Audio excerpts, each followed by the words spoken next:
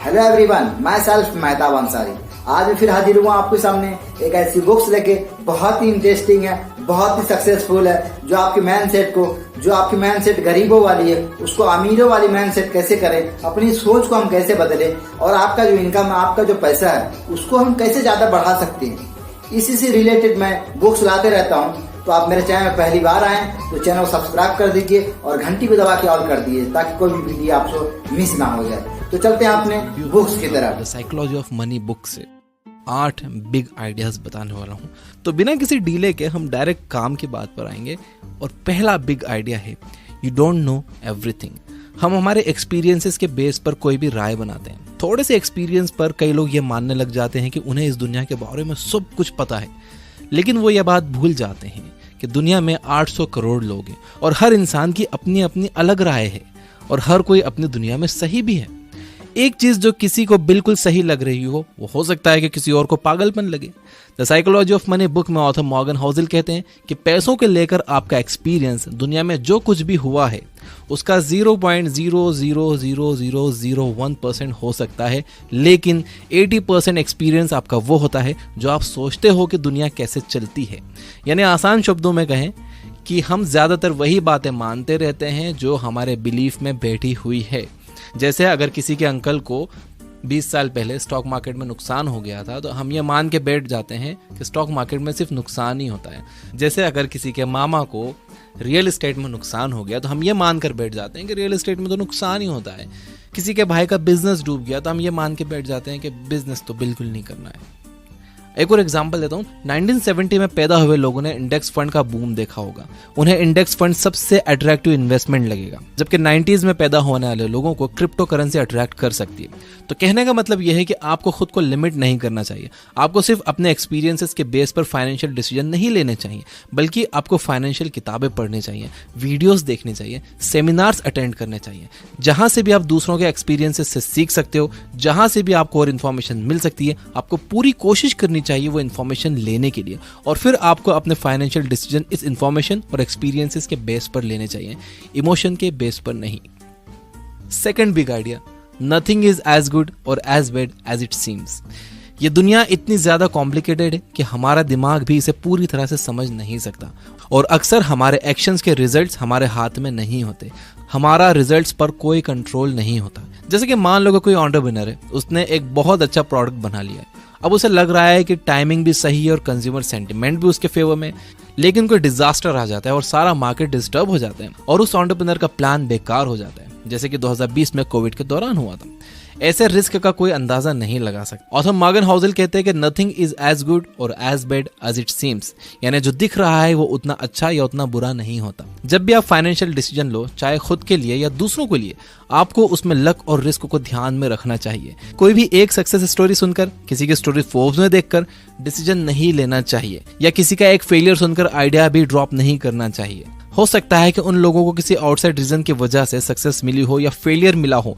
इसे survivorship bias कहते हैं। इस पर मैंने एक बहुत ही इन्फॉर्मेटिव वीडियो बनाई है जो आपके सोचने का तरीका बदल देगा। मैं यहाँ आई बटन में लिंक दे दूंगा, डिस्क्रिप्शन में भी दे दूंगा, आप वो जरूर देखना। आप इस पूरे टॉपिक को समझ लोगे कि किसी भी एक सक्सेस को देखकर या किसी एक फेलियर को देखकर अपने परमानेंट डिसीजन नहीं लेने चाहिए। आपको करना यह है कि अपने गोल्स तक पहुंचने के लिए काम करते रहो, गलतियों से सीखो, अपनी भी और दूसरों की भी। दूसरों की गलतियों से सीखना बहुत जरूरी है। अगर आप सिर्फ अपनी ही गलतियों से सीखोगे तो आपकी जिंदगी छोटी पड़ जाएगी। और कभी भी सक्सेस को सर पर मत चढ़ने दो और फेलियर से डिस्करेज भी नहीं होना है। थर्ड आइडिया है, how much is enough for you. इस इकोनॉमी में और साथ ही हाईएस्ट इन्फ्लेशन में एक जॉब पर डिपेंड होना बिल्कुल अच्छा आइडिया नहीं है। एक साइड हसल होना बहुत अच्छा है और उससे भी अच्छा है कि आपकी मल्टीपल इनकम स्ट्रीम्स हो। लेकिन खुद से पूछिए कि आपके लिए कितना पैसा काफी होगा, क्योंकि हमेशा पैसों के पीछे भागना आपकी मेंटल हेल्थ के लिए सही नहीं होगा। ये माइंडसेट आपको लालच की तरफ ले जाएगा और लालच ने अच्छे अच्छे स्मार्ट लोगों को बर्बाद किया है पास्ट में। इस जाल से बचने के लिए ऑथर मॉर्गन हाउसेल 2 प्रैक्टिकल तरीके बताते हैं। Number 1, stop moving the goal posts. अपने लिए एक फिक्स फाइनेंशियल गोल सेट करो और जब आप उसे अचीव कर लो तो आराम करो। अपने हार्ड वर्क से मिले रिजल्ट को एंजॉय करो। आप तब तक खुश रहोगे जब तक आप अपने एक्सपेक्टेशंस को काबू में रखोगे। Number 2, never compare yourself to others. आपकी लाइफ आपकी है, आपको यहाँ तक लाने वाले थॉट्स आपके हैं, ओपिनियंस आपकी हैं, डिसीजंस आपके हैं, इसलिए खुद को दूसरों से कंपेयर करने का सवाल ही नहीं उठना चाहिए। दूसरों से खुद को कंपेयर करोगे तो आपको जलन भी होगी और आपका मेंटल पीस भी खत्म हो जाएगा। Fourth big idea, understand the power of compounding.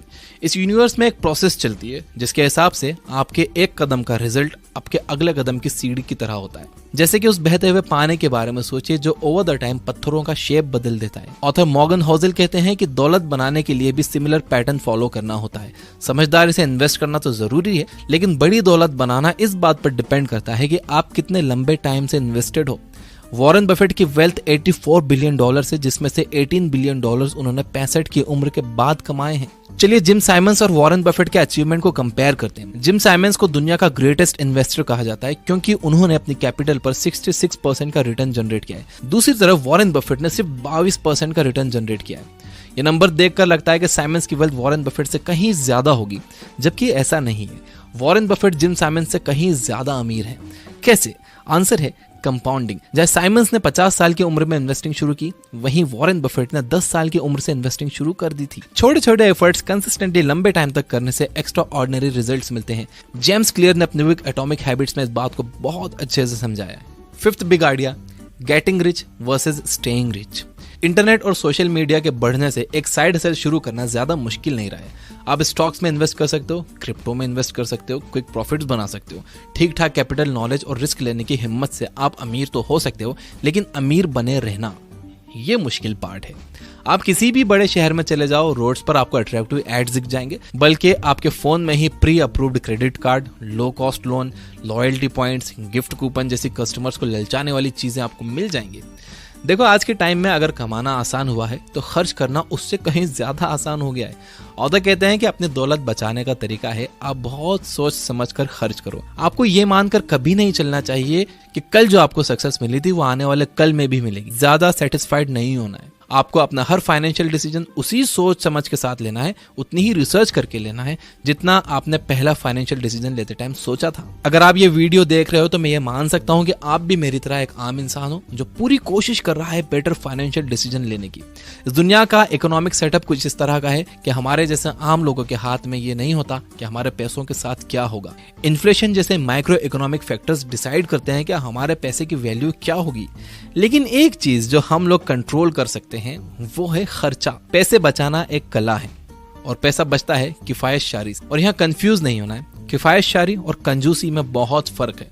अगर मैं आसान शब्दों में इन दोनों के बीच का फर्क बताऊं तो वो ये है, किफायतशारी का मतलब है पैसा वेस्ट करने की इच्छा का ना होना, कंजूसी का मतलब है कि सिरे से पैसा खर्च करने की ही इच्छा ना होना। अब इसके लिए आपको अपने नीड्स और वांट्स में फर्क समझना बहुत जरूरी है। एक नीड वो है जो जिंदगी जीने के लिए जरूरी है, जो आपके काम के लिए जरूरी है, और वांट वो है कि किसी भी चीज से आप अट्रैक्ट हो रहे हो कि यार ये चाहिए ही मुझे, ये चीज कितनी कूल है, जबकि आपको पता है कि आपको उस चीज की जरूरत नहीं है। तो नीड और वांट में अगर आप फर्क करना सीख गए तो कोई भी चीज खरीदने से पहले आपने अगर उसे नीड और वांट के तराजू पर तोल लिया तो आप पैसे बचा लोगे। Big idea number 6, law of large numbers.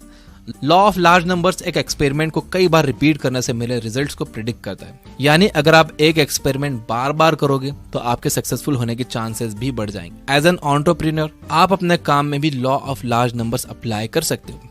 10x बड़ा सोचो, 10x ज्यादा मेहनत करो। मैसिव एक्शंस ही आपको मैसिव रिवॉर्ड्स दिलाते हैं। अगर आपके गोल्स 10 गुना बड़े हुए और आप उन्हें पूरी तरह से अचीव भी नहीं कर पाए तो भी आप जीत जाओगे। ये बात कही है ग्रांट कार्डोन ने अपनी बुक द 10x रूल्स में। Law of large numbers investment में डाइवर्सिफिकेशन के साथ भी परफेक्टली काम करता है। अगर आपका लार्ज पोर्टफोलियो है तो आप किसी एक स्टॉक पर डिपेंड नहीं रहोगे, उसमें भी आपके जीतने के चांसेस बढ़ जाएंगे, बशर्ते कि आपके पोर्टफोलियो में ठीक ठाक नंबर्स में कंपनियां अच्छा परफॉर्म कर रही हों। ऑथर कहते हैं कि आप हाफ ऑफ द टाइम गलत हो सकते हो, फिर भी अच्छा रिटर्न बना सकते हो। यही बात मेरे साथ इन्वेस्टमेंट में सच हुई है। मेरे स्टॉक पोर्टफोलियो में 14 स्टॉक्स हैं, जिसमें से 7 लॉस में चल रहे हैं, और जो बाकी के 7 हैं जो प्रॉफिट में चल रहे हैं, उन्होंने मेरे ओवरऑल इन्वेस्टमेंट का, मेरे ओवरऑल कैपिटल का 40% रिटर्न दिया है। एंड 40% रिटर्न बहुत बड़ी चीज है। तो आपको पैसा कमाने के लिए परफेक्ट होने की जरूरत नहीं है। आधा टाइम आप गलत होकर भी अच्छा पैसा कमा सकते हो। Big idea number 7, be time rich. आपको क्या लगता है ज्यादा पैसा कमाने का अल्टीमेट बेनिफिट क्या है? क्या यह फेम है या कुछ भी खरीद सकने की पावर है? ऑथर मॉर्गन हॉजेल कहते हैं कि पैसा का ग्रेटेस्ट डिविडेंड है आपका अपने टाइम पर कंट्रोल होना। कई स्टडीज ने यह बात साबित की है कि जो लोग खुद को खुश मानते हैं उनके पास टाइम की फ्रीडम होती है। वो लोग अपनी मर्जी से कहीं भी आ जा सकते हैं, कोई भी काम कर सकते हैं। वो किसी एक चीज से बंधे हुए नहीं होते कि यहाँ रोज 8 घंटे देना ही है। एंड इसलिए पैसा जरूरी है। पैसा होने का मतलब है कि आपके पास लाइफ में ऑप्शंस होंगे। इसका मतलब है कि आपको एक टॉक्सिक वर्क प्लेस में जबरदस्ती बैठना नहीं पड़ेगा। इसका मतलब है कि जब आप अच्छा फील नहीं कर रहे तब भी आपको खुद को काम पर जाने के लिए फोर्स नहीं करना पड़ेगा। ऑथर कहते हैं कि हाईएस्ट फॉर्म ऑफ वेल्थ ये एबिलिटी है कि आप रोज सुबह उठकर ये कह सको कि आज मैं जो चाहूं वो कर सकता हूं।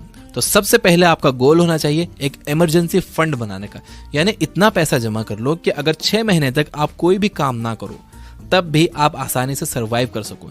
जब आपके पास ये फंड तैयार हो जाए उसके बाद आप अपने नेक्स्ट स्टेप के बारे में सोचो। उसके बाद आप सोचो कि आपको जॉब छोड़कर कुछ करना है नहीं करना है। उसके बाद आप रिस्क लो।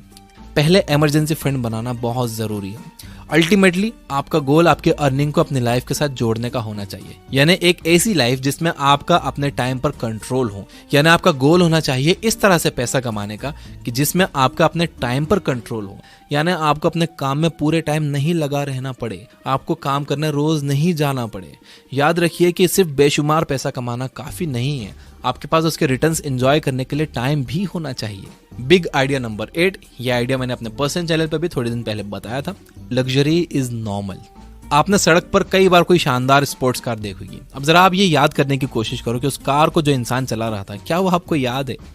99% चांसेस है कि आपको बस अपना एक्साइटमेंट याद होगा कि आप उस कार को देखकर कितने एक्साइटेड हुए थे, लेकिन उस कार को कौन चला रहा था ये आपको बिल्कुल याद नहीं होगा। Luxury items definitely eye catching होते हैं और यही उनका पर्पस भी होता है।